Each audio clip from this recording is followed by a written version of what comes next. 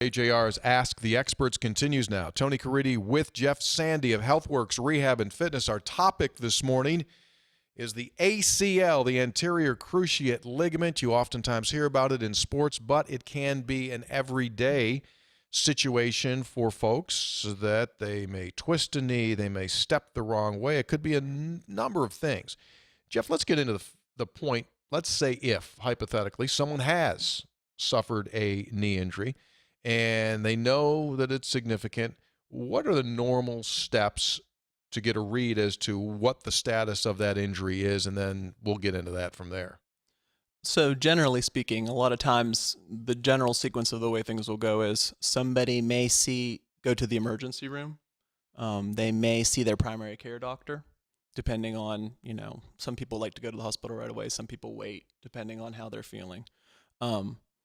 But the biggest thing that, if they're referred to PT right away, the biggest things that we focus on right away are, number one, doing a thorough evaluation, assessing their knee, seeing if we can find things that are unstable about it or indicative of a serious injury. Right. And along with that, then controlling any kind of swelling, pain, those type of things they're having. And one of the reasons that controlling the swelling is really important is you hear people talk all the time about, maybe I need to get an MRI. That type of thing. So MRIs are much easier to read and much more accurate if there's less swelling in the joint. So the more swelling, the harder it is to really tell if the ACL has been disrupted. Many times the gold standard of that is arthroscopic, so the surgeon actually going in and visualizing that. At that point, either they've already been referred to the orthopedic surgeon, or maybe then at that point we're recommending they be referred to the orthopedic surgeon. And then that surgeon's making a determination of, do they need prehab, what we call prehab, or physical therapy before their surgery? Are we going to do the surgery immediately? Are we going to wait a little bit? Those type of factors. What's the prehab accomplish, and why do some do prehab?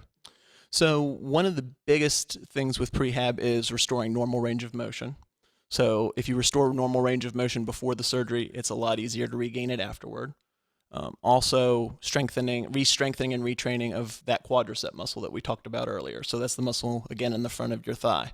And the stronger and more active it is going into surgery, the better off you do afterwards. Walking, doing all kinds of different things. Because what happens is a lot of times after ACL surgery, that quad wants to kind of shut down and go to sleep. So the more you work it beforehand, the less likely it is to do that after the surgery. If someone is going to do prehab, how long of a period do they normally do it for before they actually have the procedure? I have to say it greatly varies. So I've had some people that, they maybe do 6 to 8 weeks. I've had a couple people do 2 weeks. And then I've had some patients that don't really need to do it at all. Or maybe they just come in for one session, they learn some exercises to do on their own, and then they come back after the surgery. What's your take when those that do prehab compared to those that don't? So I would say a vast majority of the time, those that do the prehab do much better after surgery. And when I say much better, that means quicker recovery, easier recovery, many times less pain after surgery, walking quicker, those type of things. And we're jumping here to the point where, let's just say that the surgery that's being done is the major ACL repair. We're not talking about an arthroscope here. We want to talk about the major.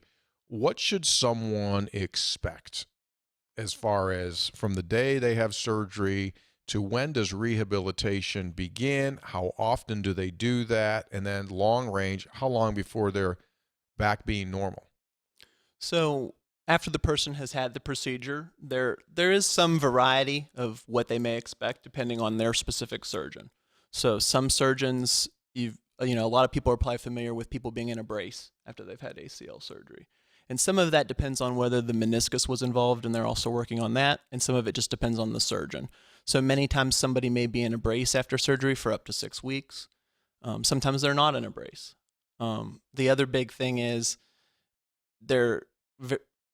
what they can expect will vary depending on what type of graft the surgeon tends to use. So if they use a graft tendon from the front of their leg is much different than using it from the back of their leg. But the biggest thing is they're going to get into therapy typically within, I would say, anywhere average of 3 to 7 days post-surgery, because you really want to start controlling the swelling, getting that quad muscle activated again, and working on that so that they can start walking as normally as possible. And in a great outcome, how long before they're bouncing around there not thinking that they had knee surgery? So many times, if it's your non-athletic population, many times it could be as quick as 3 to 6 months. Your athletes can be 6 months to a year. So Yeah. it really does vary depending on what their desired outcome is. And for athletes, that's gotten better than it used to be. It almost used to be a year, like as a guarantee, right? Yes, definitely. And I've had several high school athletes and actually recently a college baseball player that were able to get cleared and get back to full sports in 6 months or less. So it has really changed. And there are some surgeons that are also have started to use what they call an accelerated protocol. So that kind of bypasses some of the standard historical limitations that were placed on people and has really changed the timeline a lot. Interesting stuff. Jeff Sandy is our guest. He is the clinical director at HealthWorks Buchahnnon location. We're talking about the ACL. We'll get more into that when we return, so do stay with us. WAJR's Ask the Experts continues after this.